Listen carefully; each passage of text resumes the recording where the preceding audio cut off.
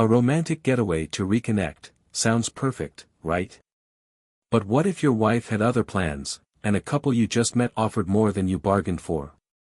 Stay with me as I unfold this wild tale of infidelity, lies, and explosive consequences.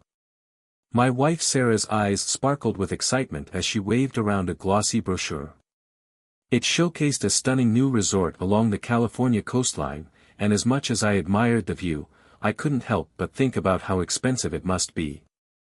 Sensing my hesitation, she quickly explained that her firm was taking care of the resort's publicity, and we'd be attending at no cost. Sarah suggested it could be the perfect way for us to reconnect and strengthen our relationship.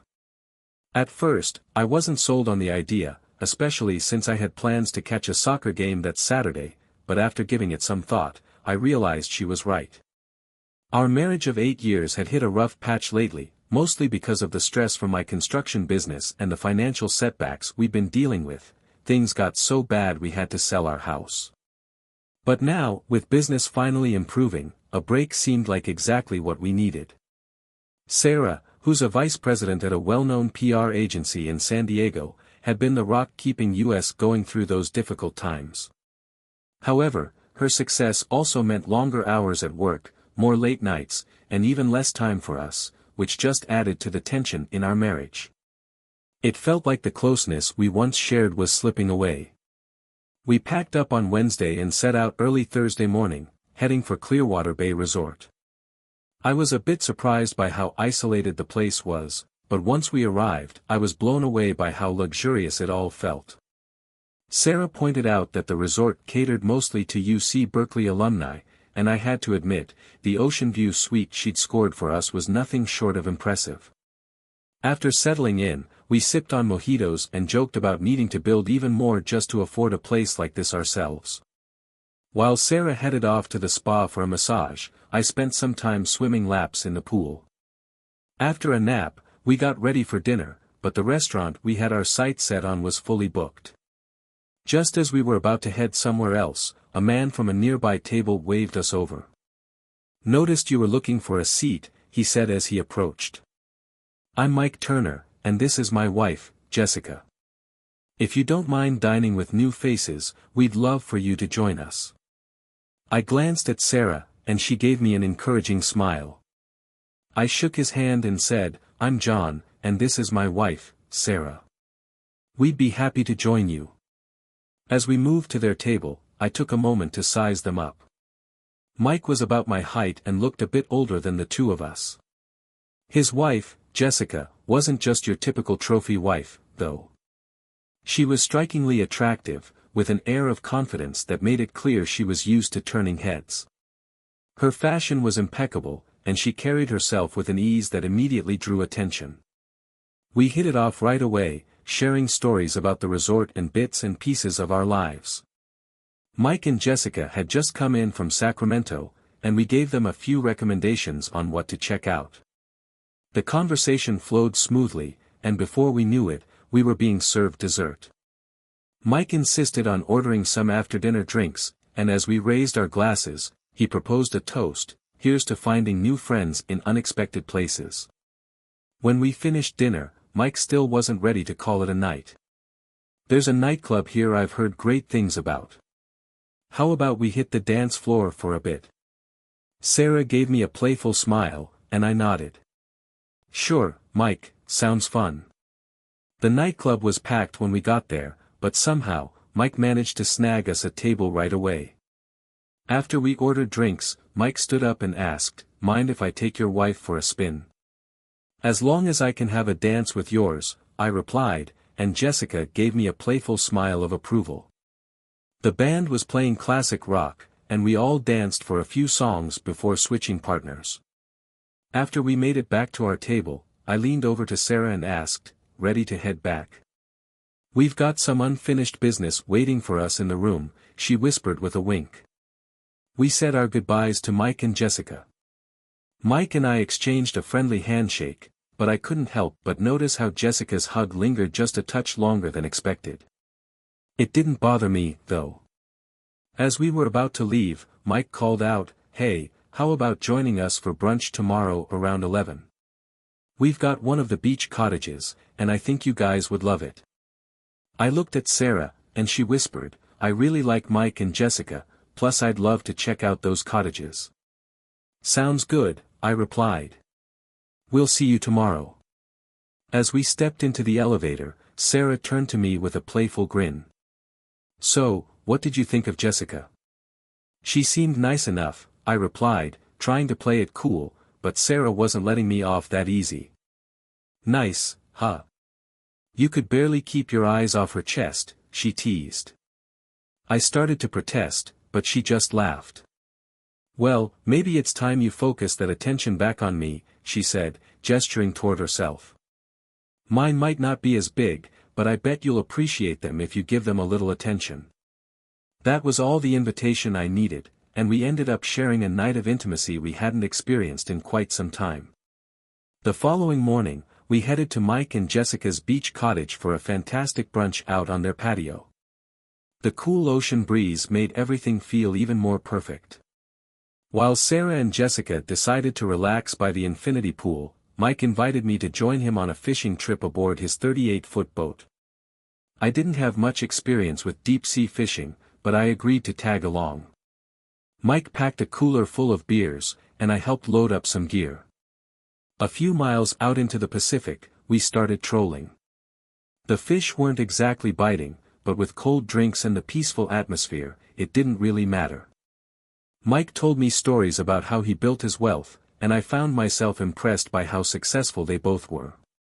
Suddenly, my fishing rod jerked violently, and Mike helped me reel in what felt like a massive catch. As he steered the boat, he pointed to something in the water, a shark. It leaped out of the water a few times as I struggled to bring it in, but before I could land it, the shark snapped the line and got away. Mike reassured me, saying losing a big one was all part of the experience, but honestly, I was kind of relieved not to have to deal with a fight against that beast. By the time we got back to the resort, I was worn out but excited to share the day's adventure with Sarah. She seemed impressed, just as I'd hoped.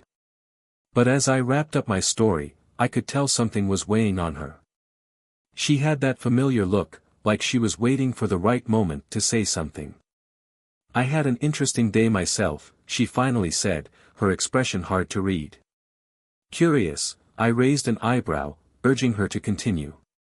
Jessica and I had a revealing conversation by the pool. Turns out, she and Mike are into swinging. I blinked, not quite following. Swinging? You mean, like, on a swing set? Sarah sighed, giving me a look that made it clear I was being clueless. No, John. They swap partners in bed. Oh, I muttered, as the realization hit me. Wow, didn't see that one coming. That's not all, Sarah added, her lips curling into a sly smile. Jessica asked if we'd be interested in joining them tonight. I sat down on the edge of the bed, trying to process it all. We'd only just met these people, and now this? Sure, Jessica was gorgeous, but I thought this trip was supposed to be about Sarah and me reconnecting, not throwing something this complicated into the mix. I'm not sure about this, honey, I said, searching for the right words. I like them, but this feels like a lot to jump into so fast. What's your take? Sarah sat beside me, her hand resting gently on mine. I think we should go for it. We've talked about spicing things up before, and this seems like the perfect opportunity. It's not like we're close with them, they live in another state, so it's not like we'll be seeing them again anytime soon. And let's be honest, Jessica is stunning. I couldn't help but picture Jessica in her swimsuit from earlier that day, and the idea started to seem more tempting.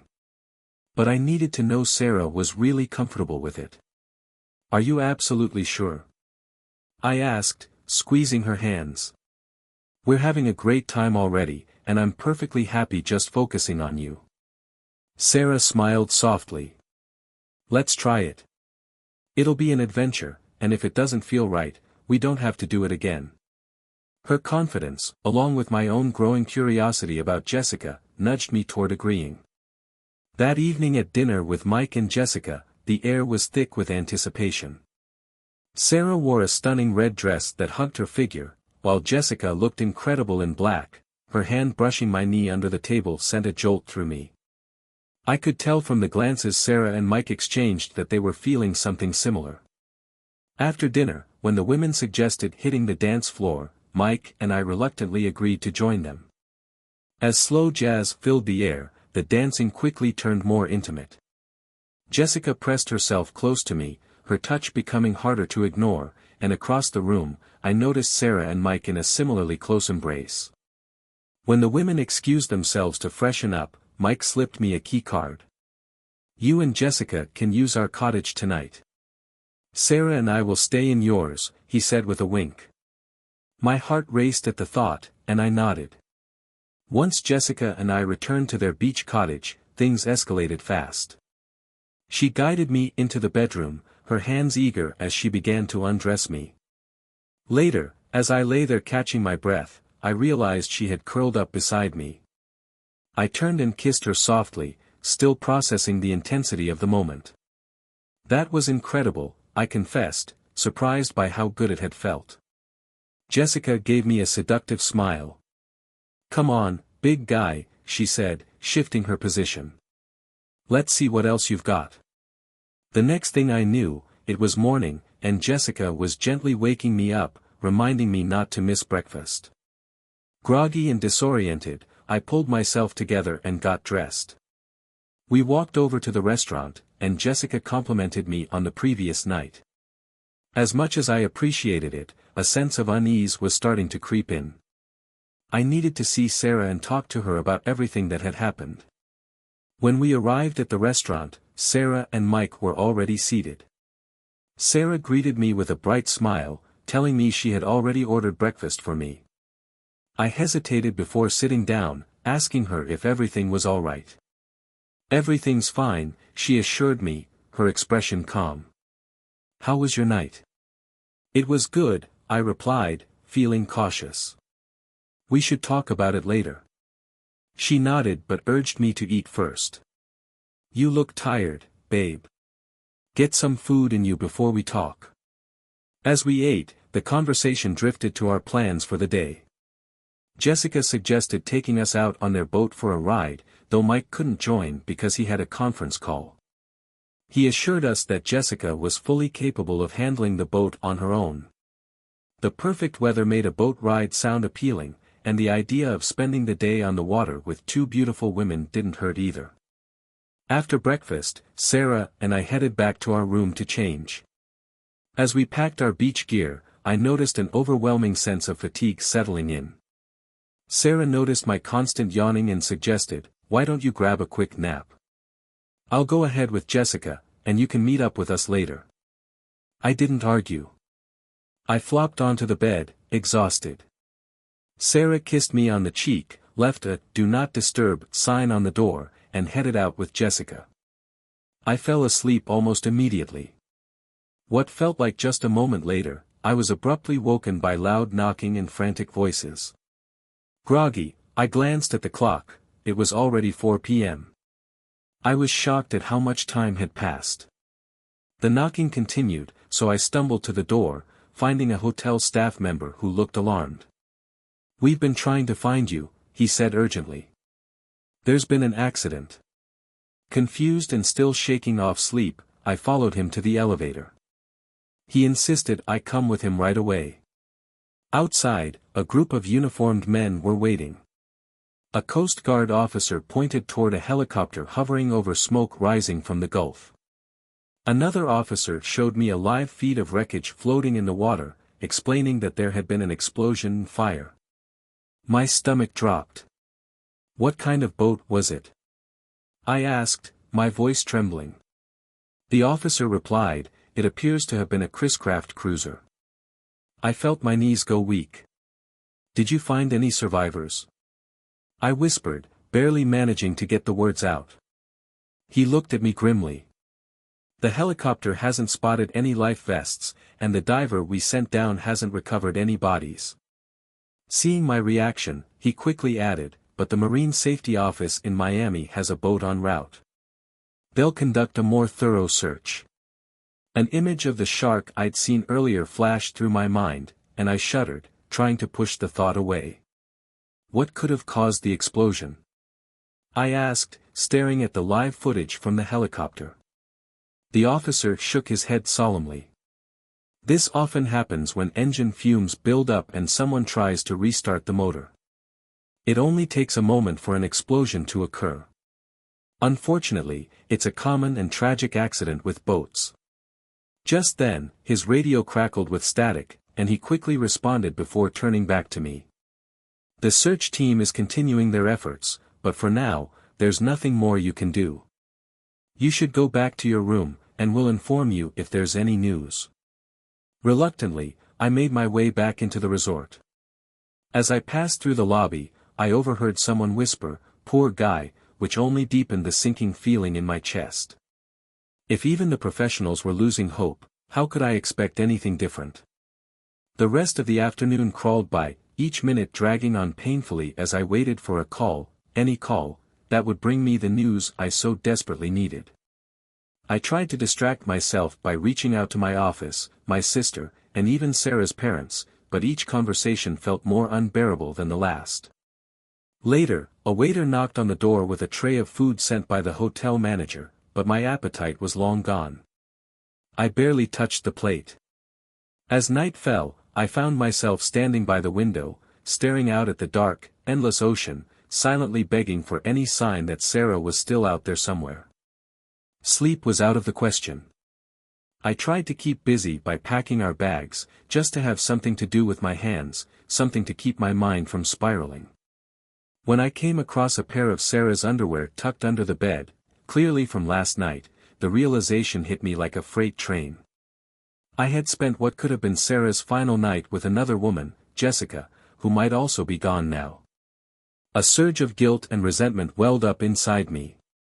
If it weren't for Jessica exhausting me, I might have been on that boat with Sarah, maybe even able to help. My mind drifted to Mike, who was likely suffering through the same nightmare, and a wave of grief and anger swept over me. I collapsed onto the bed, overwhelmed by a mixture of shame, sorrow, and rage. It was the longest, most agonizing night of my life. Lying there, memories of Sarah began flooding back. We had met during our college days at UC Berkeley, both of us on soccer scholarships. From the moment we met, we were inseparable, dating all through our time at school and getting married right after graduation. Her parents' story was one of perseverance. Her father's family had lost their farm in Cuba after Castro's regime took over, forcing them to flee to Miami. Her mother had grown up in poverty, but they worked tirelessly to give Sarah the best opportunities in life. Sarah had always promised herself she'd never experience the financial struggles her family had endured, and she supported me through my toughest moments, especially when the recession nearly destroyed my construction business. Now, all I could think about was whether I would ever get the chance to tell her how much I loved her, to thank her for everything she had done. As the first light of dawn peeked through the curtains, I found myself whispering the childhood prayers I hadn't said in years, hoping for some kind of miracle. At some point, I must have fallen asleep, because the next thing I knew, I was jolted awake by a loud knock at the door. A Coast Guard officer stood in the hallway, and from the look on his face, I already knew what was coming. "We're suspending the search for survivors," he said quietly. "We've used every resource through the night, but given the size of the explosion, the likelihood of finding anyone alive is slim." I wanted to scream, to beg them to keep searching, but all I could manage was to stare blankly at the floor. After a moment, I forced out, "Thank you, officer. I know you've done all you can." He nodded, shook my hand, and left. The door closed behind him, and I crumpled to the floor, my body shaking with uncontrollable grief. I'm not sure how long I stayed there, lost in sorrow, but eventually, another knock on the door pulled me from my haze. This time, 2 men in uniform stood at the entrance. "Mr. Adams?" one of them asked. I nodded, confirming that was me. "I'm Detective Larson, and this is my partner from the Citrus County Sheriff's Department.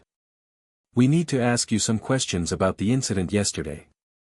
Sighing, I stepped aside and let them in. As much as I dreaded it, I knew the investigation was necessary. We sat down in the small living area of the suite, and the detective began his line of questioning. "Where were you when the accident happened?" I found his choice of the word accident unsettling, but I answered calmly. "I was in my room from breakfast until around 4 p.m. "That's quite a while," he remarked, raising an eyebrow. "What exactly were you doing in your room for all that time?" "Napping," I said, irritation creeping into my tone. "I was exhausted from the night before." The detective gave a slight smirk. "You must have really tired yourself out, huh?" I didn't bother responding. I just stared at him, my patience wearing thin. "Did anyone see you while you were in your room?" he continued, his voice dripping with sarcasm. "No, I was asleep," I said flatly, trying to keep my composure. "So, there's no one who can vouch for where you were between 10 a.m. and 4 p.m., he asked, dragging out my name in a way that felt patronizing. That condescending tone hit a nerve. It reminded me of the subtle prejudices I'd faced growing up, despite living in South Florida, where there's a large Latino population. Move farther north, especially into the rural parts, and those attitudes still pop up from time to time. But I kept my temper in check. I knew better than to let it get the best of me. "What's going on here?" I asked, feeling my anger rise. "My wife just died in a horrible accident, and you're treating me like a suspect." "You're the one who brought up crime, amigo," the other officer shot back, smugly. That was enough. "Officers, I'm aware of my rights, and I won't be answering any more questions without my attorney present," I said firmly, trying to remain composed. The two men exchanged glances before the first officer closed his notebook. "I suppose you realize how this looks, Mr. Adams." "It looks like an American exercising his constitutional rights," I replied sharply. With a shrug, they headed for the door. "Very well. We'll expect you and your lawyer at the Citrus County Sheriff's Office in Inez tomorrow morning," the officer said as he left. I stood there for a moment, trying to collect myself. Then I grabbed the phone and dialed my attorney, Jose Pascal, in Orlando. His secretary recognized my name and quickly put me through to him. "John," Jose said, his voice heavy with sympathy. "We were all shocked by the news. Please accept my deepest condolences for your loss." "Bad news travels fast," I muttered. "That's why I'm calling, Jose. I'm still here at Clearwater Bay, and two local deputies just interrogated me like I was a suspect. I need legal help, and I'm not familiar with the system here." Jose paused, considering his response. "I'm sure it's just a misunderstanding, but we should have someone local represent you, just in case. Let me make a few calls and get back to you." I thanked him, sank into a chair, and rubbed my temples as the pressure in my head intensified. This nightmare seemed never-ending. About an hour later, the phone rang, and I answered it immediately. It was Jose again. "I've got some good news and some bad news," he began. "Let's hear the bad news first. How well do you know Mike and Jessica Turner?" "We just met them this weekend," I replied, feeling uneasy. "Well, Jessica's real name is Mia Reynolds. Her father is one of the wealthiest and most influential men in Marion County. He owns the largest thoroughbred horse farm in Ocala. The issue is that none of the major law firms in Central Florida will take your case because they all owe favors to Mr. Reynolds." "Damn it," I muttered under my breath, frustration bubbling up. "So what do I do now?" "The good news is, I've found a lawyer in Inez who can represent you. Her name is Gina Ellerby. She's relatively new to the game, but she comes highly recommended by the local community." I sighed. "If you think she's up for the challenge, I'll trust your judgment." "I do," Jose said confidently. "I've already reached out to her, and she'll meet you at the resort tomorrow morning. You two can head to the sheriff's office together. I'm confident Gina will help you through this." He paused, his tone softening. "John, I truly am sorry for what you're going through. If there's anything more I can do, don't hesitate to call. Thanks, Jose, I said, my voice shaky. Even mentioning Sarah's death felt like ripping open a wound. Later, the resort management called and offered me an extra night stay if I needed it. I thanked them for the gesture, though the idea of staying longer seemed unbearable. Afterward, I called my office to check in on my projects. Despite the grief weighing heavily on me, I knew I couldn't let my responsibilities slip away. Once I caught up with everything at the office, I spent the rest of the afternoon planning a memorial service for Sarah. It was a painful task, but I felt it was something I owed to her, her family, and our close friends. By the time evening rolled around, I was completely drained, both mentally and emotionally. Another sleepless night followed, as I wrestled with everything that had happened and what was to come. The next morning, after forcing down a quick breakfast, I waited in my room for my new attorney to arrive. A soft knock at the door interrupted my thoughts. When I opened it, a young woman stood there, offering a firm handshake. "Good morning, Mr. Adams," she said. "I'm Gina Ellerby, your attorney." As she stepped inside, I couldn't help but stare for a moment. Jose had mentioned she was young, but she looked even younger than I expected, like she could have just graduated high school. Attractive, sure, but she reminded me more of one of those actresses from Disney Channel shows. She caught me staring and asked, "Is something wrong, Mr. Adams?" Feeling embarrassed, I quickly blurted out, "I don't mean to be rude, but, how old are you?" A faint blush spread across her face as she straightened her posture. "I get that question a lot. I know I look younger, and my voice probably doesn't help, but I'm 27. I graduated law school, passed the bar, and I'm fully licensed here in Florida. If that's a problem, I can leave, and you can find another lawyer." Her words stung a bit, and I immediately raised my hands in apology. "I'm sorry, Miss Ellerby. You just caught me off guard. Let's start over. I'm John Adams, but please, call me John. I'd like you to represent me." She took a deep breath, then shook my hand again. "Apology accepted," she said with a slight smile. "You can call me Gina. I'm looking forward to helping you through this." "Thank you," I said, the weight of the past few days settling back in. "It's been tough." Gina nodded. "Mr. Pascal filled me in on the situation, but I'd like to hear the details directly from you." I began explaining, "Sarah and I came here on Thursday." Gina quickly interrupted, "John, I'm very sorry for your loss. I should have expressed my condolences when I arrived." I nodded, appreciating the gesture, though it felt a bit hollow under the circumstances. There wasn't much else to say other than a simple, "Thank you." I gave her a rundown of the weekend, carefully leaving out the part about our plans with Mike and Mia on Saturday night. That detail felt wrong to share now. Gina listened attentively, jotting down notes as I spoke. When I finished, it was time to head to the sheriff's office in Ines. She offered to drive, and as we cruised down FL 44, she tried to reassure me. "I've already gone over the Coast Guard's report," she explained. "They're treating this as a boating accident, so today's meeting should just be a formality. I doubt they'll push too hard, especially with me here." Her confidence gave me a bit of relief, but I couldn't completely shake the unease gnawing at me. Gina seemed sharp and capable, and I was starting to trust her approach. When we pulled up to the Ines Sheriff's Department, I quickly realized this meeting wasn't going to be as routine as I'd hoped. Sheriff McGee himself was waiting for us, and the atmosphere shifted immediately. He started by repeating the same questions his deputies had asked about my whereabouts on the day of the accident. Admitting that I didn't have any proof I'd been in my room the whole time made me feel uneasy. "So, you were asleep from 10 a.m. all the way until 4 p.m. The sheriff raised an eyebrow, sounding doubtful. "That's quite a long nap. Must have had one wild night before, huh?"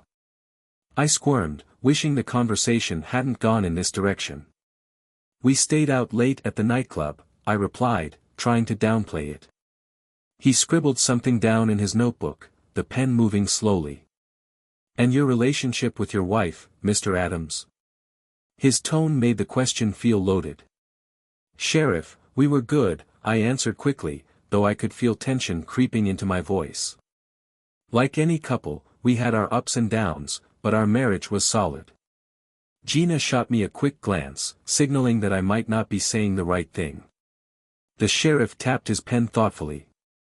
"So, you're telling me you were a faithful husband?" "Yes, absolutely," I responded, trying not to sound defensive. "Then why did resort staff see you leaving the nightclub with Mia Thompson instead of your wife?" The sheriff leaned in slightly. "And why did you and Mia head back to her cottage that night and not return until the next morning?" My heart sank. I froze for a second, realizing just how bad this looked. Gina's expression mirrored my own dread. I had kept certain details private, but my silence now made me seem even more suspicious. I had no choice but to tell the truth. "Sheriff, my wife and I had been discussing trying new things," I began carefully. "When Mike and Mia presented the opportunity, we decided to explore that.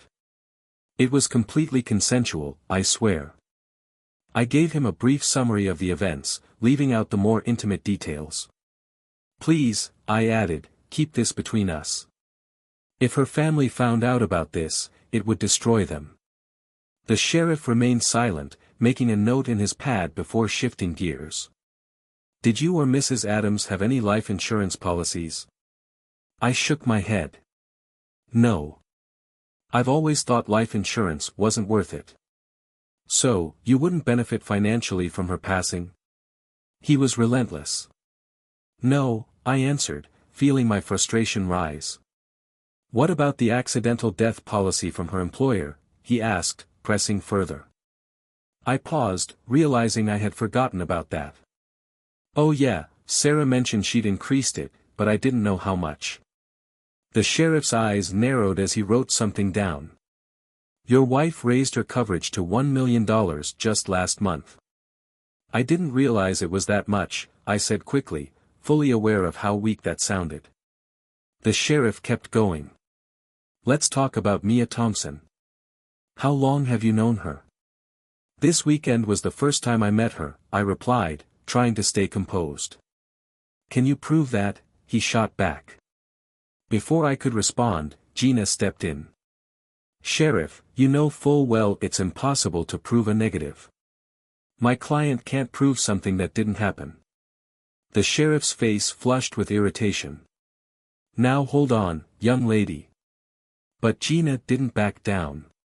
She stood up straight, her voice calm but firm. "Sheriff McGee, I am an officer of the court. You will either respect my role, or I'll be filing formal complaints against you for misconduct." The sheriff, who had been leaning forward, suddenly sat back, taken aback by Gina's confidence. Even though he towered over her, it was clear that he wasn't prepared to challenge her head-on.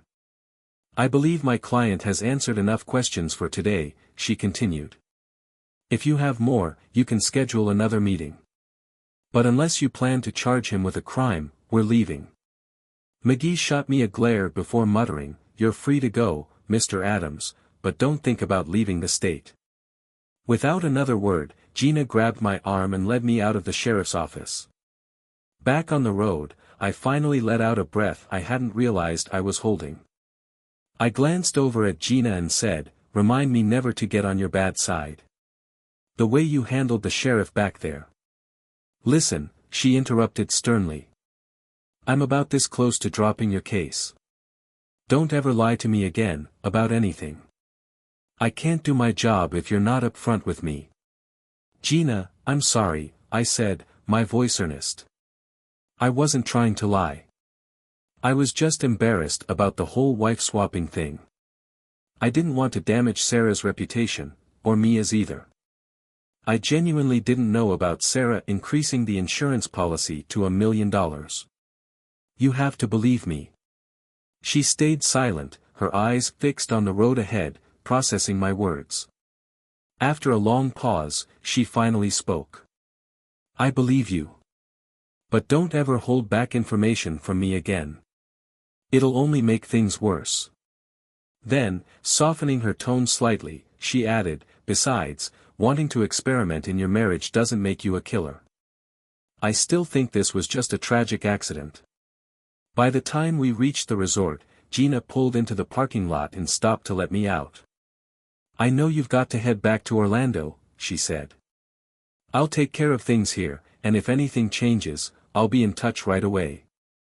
After checking out of the resort, I started the long drive back to Orlando, my mind spinning with everything that lay ahead. The hardest part, of course, would be Sarah's memorial service. It loomed over me like a dark cloud, something I couldn't escape. 2 days later, while I was at the office, my phone rang. It was Jose. "John, have you checked out the Sentinel today?" he asked, his voice unusually serious. When I told him I hadn't, he advised, "You should take a look at the local news section, but brace yourself. It's not good. Someone's stirring the pot." I quickly pulled up the online edition, and there it was, plastered under breaking news: Orlando man named person of interest in wife's death. The article didn't just cover the explosion, it was filled with loaded phrases like, unexplained absence, possible motive, and bedroom games. My blood boiled as I scrolled through the baseless insinuations. Fuming, I immediately called Gina. The sheriff must have leaked this to the press. They're dragging my name through the mud, throwing out wild accusations like I'm some kind of killer. I yelled. How can they do this? And why isn't Mike Thompson under any suspicion? He had more to gain than I ever did. Forget about Mike, Gina said calmly. He's not a suspect. The sheriff confirmed he's got a rock-solid alibi with 6 different witnesses. He was on a lengthy conference call during the entire window of the accident. I scoffed, still not convinced. That doesn't mean anything. He could have been on a cell phone from anywhere. And the building where he took the call has security cameras, she explained. They've got footage showing him going in before the call and coming out after. Plus, the place has sealed windows, he couldn't have snuck out. Hearing the confidence in her voice, I let out a frustrated groan. Fine, but it doesn't change the fact that I'm the one being smeared here. Gina sighed on the other end of the line. Look, I still believe this was nothing more than a horrible accident.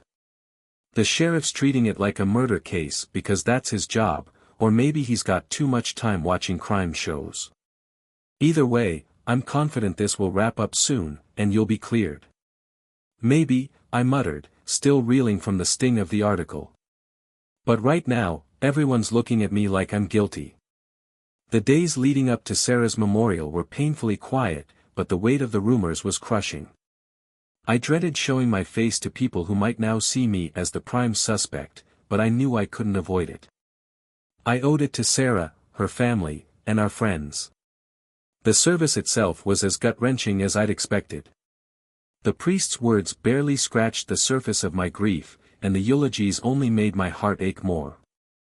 When it was finally my turn to speak, I could hardly make it through the first few lines of what I'd written. Overcome with emotion, I had to stop, barely managing to choke out, "I miss you, Sarah," before stepping down. Despite a decent turnout, I couldn't help but notice that fewer people than I expected came up afterward to offer their condolences. Instead, small groups formed, whispering quietly behind their hands. I could only imagine what they were saying. At one point, I caught sight of Sarah's family gathered off to the side. Her father's eyes met mine, filled with suspicion and a cold, unforgiving look. I wanted so badly to say something to convince him that I had nothing to do with her death, but before I could make a move, her mother hurried over and pulled me into a brief, but heartfelt hug. "We know you loved her, John," she whispered softly. "Once all this is over, you should come visit." Her words gave me a small moment of comfort, but I couldn't help wondering how long it would take for this nightmare to finally end. The one thing that did stand out at the service was the presence of my entire soccer team. Seeing them there brought me a sense of solidarity I hadn't been expecting. The last to approach me was Domingo, our striker, a small guy with the speed of lightning. He wrapped me in a strong hug. "John, stay strong, man. We all know you didn't do anything wrong. You're like a Boy Scout, you never even got a red card in all the games we played." Domingo's words were meant to reassure me, but they also stirred up a deep sense of doubt. My closest friends believed in my innocence, but the rest of the world? That was a different story. Still, I managed a small smile at his attempt to lighten the mood. "Thanks, man. I just wish everyone else had that same confidence in me." A week after the memorial, I was buried in work, trying to keep my mind off everything, when Gina Ellerby unexpectedly showed up at my office. "Gina, what brings you here?" I asked, genuinely surprised to see her. "I've got some updates for you," she said, setting her bag down. "And since things have been slow at my office, I figured I'd stop by in person, if you're not too swamped." "Not at all," I replied, gesturing for her to take a seat. "I'm glad you came. What's going on?" Gina sat down and explained that she'd gone back to the sheriff's office to confront him about the Sentinel article. "I asked him if he's moonlighting as a reporter," she said with a smirk, but he denied leaking anything. "He did admit to recording our interview, so it's possible someone overheard it." "That's infuriating," I muttered, shaking my head. "I'm guessing one of the deputies let it slip, but there's not much we can do now. The damage is already done." Unfortunately, when Gina returned a week later, her news wasn't any better. "The sheriff's team found something new," she said, her face serious, and I could tell right away it wasn't good. "The fuel cans from the boat washed up on shore," she continued, "and your fingerprints are all over them." I let out a heavy sigh. "Of course they are. I helped Mike get the boat ready. I carried the extra fuel. Naturally, my prints would be on those cans." "I believe you," Gina reassured me, "but here's the issue, it doesn't look great. If I were the prosecutor, I could argue that you had motive, means, and opportunity. Sarah's life insurance policy provides a clear motive, your fingerprints on the fuel cans suggest means, and your lack of an alibi gives opportunity." I shook my head in frustration. "I've already explained all of that. None of this proves anything." "No, it doesn't," Gina agreed. "And that's likely why they haven't charged you yet. But I've seen juries get swayed by circumstantial evidence like this." Her words hit me like a brick. "This is turning into a nightmare," I muttered. "What's it going to take to clear my name?" Gina paced the room, clearly deep in thought. "The biggest challenge is proving where you were on Sunday. The sheriff's team talked to every staff member at the resort, but no one remembers seeing you." "That's because I was asleep in my room," I said, my frustration boiling over. "How do you prove something like that?"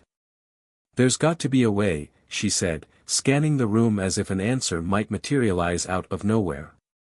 Then she stopped, her eyes widening slightly. "Wait a second. Don't resorts use key cards? Couldn't we check to see if your room key was used that day?"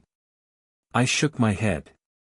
"No, the key cards aren't connected to any kind of central system. Each door lock is standalone, it only reads the code on the card. They're not networked." I paused, thinking. Then a realization hit me, and my heart began to race. "But some newer systems do track entries and exits. Maybe the resort has one of those." It was a long shot, but it was all I had. Without wasting a second, I grabbed my phone and called the resort. The manager recognized me, and as I explained my question, I could hear him putting the pieces together on the other end. "The Paradiso is cutting edge in every way," he said. "Our key card system included. Why didn't you mention this earlier?" I asked, trying hard to keep my frustration from spilling over. "I've never worked with a system this advanced," he admitted. "With the preview weekend and everything going on, it must have slipped my mind. But the system should be fully operational." He put me on hold for a few agonizing minutes before coming back with what sounded like hopeful news. You're in luck, Mr. Adams. The system's fully operational, and we have all the data from that weekend. Please make sure those records are secure, I urged him. We'll get there as soon as we can to go over everything. Gina and I didn't waste a second. We hopped into the car and sped up toward Crystal River, barely stopping for anything. If the highway patrol hadn't been tied up with tourists, we probably would have been pulled over for speeding. When we finally arrived, the resort manager was already waiting for us. He led us to the back office, where he had the records printed and ready. We stared at the stack of papers, trying to make sense of the rows and columns of data in front of us. Each page corresponds to a different day, the manager explained as he flipped through the printouts. The horizontal axis lists the room numbers. The codes in the table show whether a door was opened or closed and if a key card was used. Gina furrowed her brow. How can a door be opened without a key card? When someone opens it from the inside, the manager clarified. He flipped to Sunday's records and pointed to one specific line. Here's the log for your room. You can see all the entries and exits. And this, he continued, pointing to another spot, shows the door was open from the inside around 8:30 a.m. That's when Sarah and I went down for breakfast, I said, feeling a wave of relief starting to wash over me. Gina scanned the sheet with a determined look. We'll need to cross-check every entry and exit against your alibi. This could be the break we've been waiting for. I glanced at Gina, silently hoping she wouldn't bring up Mike Thompson being in the room earlier. The manager kept going. Here, you can see the door was opened with the key card at 9:57 a.m., probably when you returned from breakfast. Then, about 30 minutes later, it opened again without a key, which likely means your wife left the room. After that, the doors stayed closed until 3:56 p.m. I turned to Gina, feeling frustration bubbling up again. But this still doesn't prove much, does it? I could have left with Sarah at 10:30. Gina's eyes lit up as if she had just uncovered the key to everything. John, don't you get it? If you had left with her, how could you have gotten back into the room without using the key? The fact that the door wasn't opened with a key between 10:30 and 4 o'clock shows you stayed in the room the whole time. This proves your story. My eyes widened, and without thinking, I pulled her into a hug. You're incredible, Gina, I said, feeling a surge of hope for the first time in weeks. I turned back to the manager. Can we hold on to these records? I asked. Absolutely, he replied, handing us the printed logs. I printed them specifically for you. With the evidence in hand, Gina and I raced to the sheriff's office in Ines. We caught Sheriff McGee just as he was heading out the door. Gina waved the papers in the air. Sheriff, we've got proof, she called out. She spread the printouts across the hood of his car and started explaining. These logs confirm that John was in his room the entire time on Sunday. There's no way he could have left, and this supports his claim that the explosion was an unfortunate accident. The sheriff studied the papers, his irritation barely masked. I'll have these reviewed with the resort manager, he muttered, clearly not pleased. He gave Gina a reluctant nod before heading to his car and driving off. Once he was gone, Gina turned to me, her face beaming. I think we've finally done it, she said, wrapping me in a tight hug. Relief washed over me, and I offered to take her out to dinner to celebrate. She suggested we go to the McLeod House Bistro, a cozy, century-old restaurant in Ines. Over dinner, I got to learn more about Gina. She told me she'd faced challenges after law school, passing the bar on her second attempt and finding work at the new resort near Crystal River. This case was her first major criminal investigation. As for her personal life, Gina admitted it was pretty quiet. She mentioned a boyfriend she hadn't seen in months and described how she led a mostly solitary life in Citrus County. Despite her youthful appearance and limited legal experience, her drive and persistence had uncovered the very evidence that might finally clear my name. After dinner, I was planning to head back to Orlando, but Gina surprised me by inviting me over for coffee. Her place was simple, almost minimalistic. As she gave me a quick tour, I couldn't help but notice a teddy bear sitting on her bed, which seemed oddly out of place considering her tough demeanor. Just as I turned to leave, Gina stopped me, her voice soft yet firm. "I think you should fire me." Confused, I hesitated. "Why would I do that? You've been great." Gina leaned in, her face close to mine. "Because if you don't, we'll be crossing a line ethically," she whispered before pulling me into a passionate kiss. Though I was tempted, I paused for a moment. "What about your boyfriend?" "He's barely around anymore," she reassured me, her eyes locked on mine. "I want this." We kissed again, and the tension that had been building between us finally broke. Afterward, I expressed some concerns about protection, but she quickly told me she was on the pill. We shared another intimate moment, the chemistry between us undeniable. Later that night, she shyly suggested we take things slower, but before long, the urgency returned, and we found ourselves lost in each other once more. The next morning, Gina was in high spirits, humming and dancing around the kitchen as we had breakfast together. She didn't seem to have any second thoughts about what had happened, and while I was relieved, there was still a part of me that felt unsettled. As we sat down to eat, she asked, "So, how does it feel to finally be free of all that suspicion?" But despite the new evidence clearing my name, something still gnawed at me. I wasn't convinced it was truly over. Sheriff McGee had seemed too sure there was more to the explosion, and I couldn't help but wonder if he knew something we didn't. Even though Gina was confident it had all been a tragic accident, I couldn't shake the feeling that there was more to uncover. "Brad Thompson had too much to gain from all this," I said, half to myself. "His alibi was almost too perfect." Gina sighed, clearly thinking I was overthinking. "John, you're being paranoid," she said, rolling her eyes. "But fine, if it'll help you stop obsessing, let's go check out his office." We drove to Brad's office building, a modest two-story setup with a long hallway connecting the front and back entrances. When we arrived, the security guard let us inside.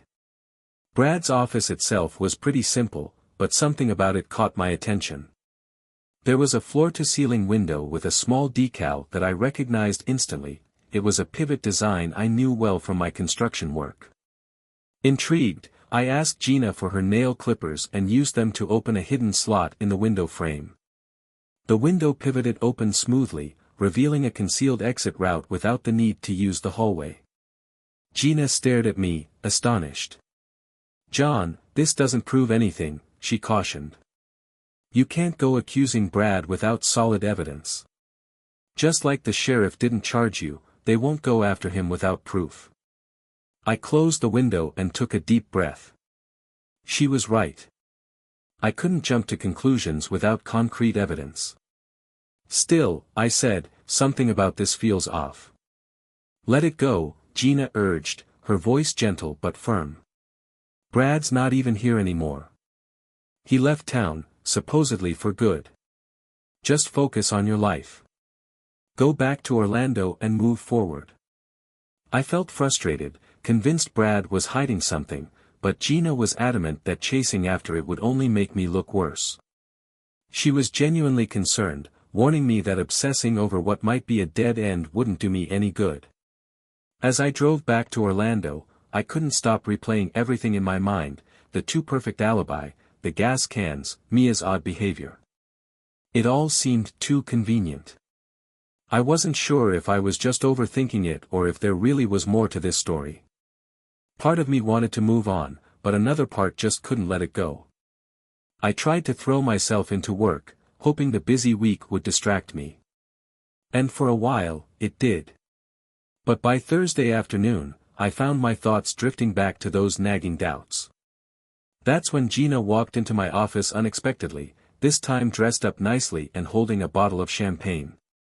"Celebrating something?" I asked, surprised by Gina's arrival with the champagne. She smiled, a little brighter than usual. "The sheriff's investigation is officially closed. They've ruled the explosion as an accident. Relief flooded through me, and I thanked her for everything she'd done. But I could sense there was something else on her mind. Gina's smile softened as she spoke more seriously. "I'm not in love with you, John," she confessed. "But we've shared some intense moments, grief, loneliness, desire. Maybe we can just help each other through it for now." I couldn't deny that I felt the same way. I invited her over for dinner at my place, and her warm smile in response made me glad I'd asked. After we finished our time together in bed, Gina turned more serious, sharing something that piqued my interest immediately. She had learned where Brad Thompson might have gone. She mentioned seeing a package addressed to him at the resort office, marked for Lake Tahoe, and had made a note of it. Even more interesting, she had discovered that Brad's business had significant financial ties to the Paradiso resort. I stood up, getting dressed, as my determination began to solidify. I was going to Lake Tahoe to track Brad down and get to the bottom of all this. "You're not going alone," Gina insisted, determined to join me. But I shook my head. "It's too dangerous. I need to do this on my own." Reluctantly, she agreed to stay behind. After arranging things at work, I booked a flight to Reno, Nevada. My plan hit an immediate snag when I landed. An early snowstorm had covered the area in a thick blanket of white. Being a lifelong Floridian, snow wasn't something I was used to, but I wasn't going to let that stop me. I rented a four-wheel drive vehicle and grabbed some tire chains at the airport, deciding to spend the night in Reno before braving the snowy roads the next day. The drive to Lake Tahoe was treacherous. Snow fell heavily as I navigated the winding mountain roads on I-580 and Nevada Route 431. By the time I reached South Lake Tahoe in the afternoon, I was both exhausted and relieved to have made it safely. I checked into a hotel near the casino, taking a moment to rest and gather my thoughts before setting out to find Brad. That evening, I grabbed a burger and a beer at the hotel bar while catching the Miami game. For a brief moment, the game lifted my spirits, but reality hit hard when I ventured into the casino to clear my head. That's when I spotted Brad Thompson, casually sitting at a blackjack table. He was laughing, clearly enjoying himself, with a tall blonde woman at his side. I didn't confront him then. Instead, I decided to wait, heading back to my hotel to plan my next move. Sleep was elusive, though. I spent the night tossing and turning, haunted by thoughts of what I might discover the next day. By morning, I was ready. I dressed in the skiing gear I'd picked up in Reno, bracing myself for the cold. I even bought a gun from a local dealer, paying extra to sidestep the waiting period. As I checked out of the hotel, the storm was still raging, and the heavy weather seemed to match the dark mood that had settled over me. Driving cautiously toward Brad's chalet, I parked the SUV out of sight, hidden by trees. The smoke curling from the chimney confirmed he was still there. I trudged up the snowy hill toward the house, my breath coming in heavy gasps as I reached the top and crouched behind a cluster of trees, surveying the property. Using my construction know-how, I quickly disabled the security system with a pry bar and screwdriver, slipping through a guest bedroom window. The thick carpet absorbed the sound of my steps as I crept down the hallway. At the far end, I spotted Brad sitting at the dining table, completely absorbed in paperwork. But just as I stepped into the main room, a floorboard creaked beneath my feet. Brad's head snapped up, and he immediately jumped to his feet, his eyes wide with surprise. I pointed the tool in my hand toward Brad, trying to sound more intimidating than I felt. "Don't move, Brad." As I stepped closer, his expression shifted from surprise to smug amusement. Well, John Adams. What brings you all the way out here?" I wasn't interested in small talk. "Cut the act, Brad. I know you were behind the explosion, and I know exactly how you pulled it off." He raised an eyebrow, but there was a flicker of unease behind his confident front. "That conference call." "A convenient cover," I said, pressing forward. "A cell phone and a little trickery, that's all it took." I went to your office and saw those pivot windows. You could have slipped out without anyone noticing. His smirk wavered, and I could tell I was hitting a nerve. You used a motorboat or a jet ski, didn't you? I guessed. Got to the yacht, set up the explosion, and then acted like nothing happened. His grin returned, though it looked forced this time. It was a skidoo, actually. Faster and easier to stash. And with a wetsuit, no one even recognized me. My blood boiled. Why, Brad? Why go to all this trouble? You were already rich, what more could you possibly need? His face darkened, anger wiping away the grin. That's where you're wrong, Adams. All the money was in Mia's name. She made sure of that, a damn prenuptial agreement kept me under her thumb. I wanted her gone just as much as I wanted the money. Before I could react, I felt the cold press of steel against the back of my neck. My heart dropped. You'll live longer if you drop that, a voice whispered close to my ear. Despair hit me like a tidal wave. Slowly, I set the tool down and kicked it away, just as I was told. I looked toward Brad, who was grinning even wider now. The person with the gun stepped into view, revealing long blonde hair. How could I have been so blind, I muttered. I hadn't even considered that the blonde woman was still in the picture. Brad nudged her playfully. Go on, show him. She reached up and adjusted her hair, then pulled off the blonde wig to reveal a short, dark pixie cut. My world came crashing down. Emily. I gasped, nearly collapsing from the shock. She smiled, a glint of satisfaction in her eyes. See, Brad? I told you the disguise would work. I couldn't believe what I was seeing. You were part of this from the start. She gave me a smug look. Who do you think slipped that double dose of Ambien into your breakfast on Sunday? Who do you think bumped up the life insurance to make sure you'd look guilty? And who do you think drugged Mia so she wouldn't put up a fight on the boat? Brad laughed, finally letting his mask fall. It was all so easy, John. By the time I got to the yacht, Mia was already out cold, so all I had to do was weigh her down and toss her overboard, he said with chilling calmness. Then I rigged the engine to explode, and Emily and I made our escape. I dropped her off at a hidden cove where we had a car waiting. After that, I headed back to Crystal River and slipped into the building like nothing had happened.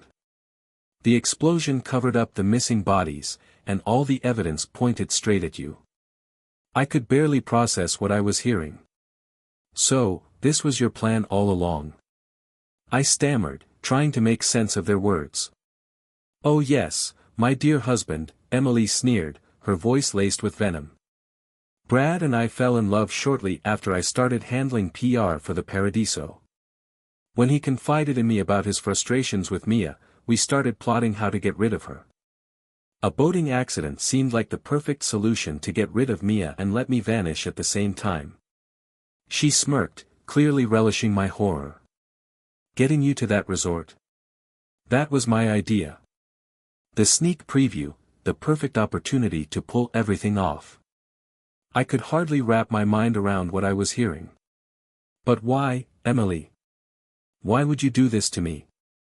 I thought we were happy. You were so loving at the resort, how could you betray me like this? Her face contorted with fury, her voice rising to a scream. Happy? You thought we were happy, she shouted. I told you I would never be poor again. After everything I endured growing up, do you think I'd ever let myself be vulnerable again? I'll never go back to that. I stumbled backward, shaken by the intensity of her anger. I had never fully understood how deeply her past had scarred her. After a moment, her rage subsided, and she shifted back into a cold calm. She moved closer to Brad, slipping her arm around him. But now, with Mia out of the picture and everyone believing I'm dead, Brad and I can finally live the life we deserve. We'll never have to worry about money again. I love him, Jack. We'll be together forever. No, came a trembling voice from the hallway. I turned, stunned to see Gina standing there, her face pale but resolute. Dressed in her pink snowsuit, she almost looked innocent, but the gun in her hands was anything but. Emily's gun wavered between Gina and me, as if she couldn't decide who posed the greater threat. Tears streamed down Gina's cheeks as she shouted, "It's not true. Brad loves me. He promised he was going to leave Mia for me." I blinked, still trying to comprehend. "Brad was your boyfriend?" But Gina's focus was locked on Brad. "You told me you loved me," she sobbed, her voice breaking. "You said we'd be together." Brad's smirk returned, his voice dripping with contempt. "Did I, Gina? I was just being charming. Men say whatever they need to say to get what they want." He shrugged, casually dismissing her. "Sure, I had fun with our little affair, but I was only after your legal skills, or rather, your lack of them. I made sure no other lawyer would take John's case because I knew you'd botch it." Gina's heartbreak quickly morphed into rage. "Don't call me a little girl," she screamed, and in her fury, her fingers jerked the trigger. The gunshot echoed through the room. I stood frozen in shock as Brad clutched his chest, a red stain spreading across his shirt. His knees gave way, and he collapsed face-first onto the floor. Emily screamed and fired wildly. The first shot hit Gina in the shoulder, spinning her around. The second shot found its mark in her back, and she crumpled to the ground, motionless. Realizing this was my only chance, I sprinted toward Emily. She fired again, but I was already diving forward in a soccer-style tackle. My boots slammed into her knee, and she let out a piercing scream as she fell hard to the floor. Her head hit the ground with a sickening thud, leaving her dazed. I scrambled to my feet and kicked the gun away from her reach. Emily groaned, clutching her leg, her knee twisted at an unnatural angle, likely torn ligaments. She wasn't going anywhere. I rushed to Gina's side, my heart pounding as I checked for a pulse. Nothing. She was gone, her body still and lifeless. "Poor Gina," I whispered, my voice hollow. She had been used and discarded by Brad, just like the rest of us. I turned back to Emily, who was writhing on the floor, tears streaming down her face. "John," she whimpered, her voice weak, "help me, please." I looked down at her, torn between pity and disgust. Gritting my teeth, I pulled my leg from her grasp and reached for my phone. My voice was surprisingly steady as I dialed 911. "There's been a double homicide. I need police and an ambulance at this address," I said, my voice steady. "I'll be here to let them in." Without waiting for a response, I hung up the phone. I walked over to the window and stared out at the falling snow, the quiet, serene scene outside feeling completely out of sync with the chaos and violence that had just unfolded. Reaching into my jacket pocket, I pulled out the small audio recorder I'd brought with me. I pressed play and listened briefly, confirming that it had captured everything. Every damning word, every confession, it was all there. Satisfied, I placed the recorder on the table where the police would find it. I turned and looked back at Emily. She lay there on the floor, sobbing, clutching her knee, clearly in pain. In another time, in another life, I might have rushed to help her, just like I had during our old soccer games when she'd taken a fall. But not this time. I felt no sympathy, no pull to offer her comfort. She had made her choices, and now she would face the consequences. I left her there to cry, knowing that help was on the way, but it wouldn't be coming from me.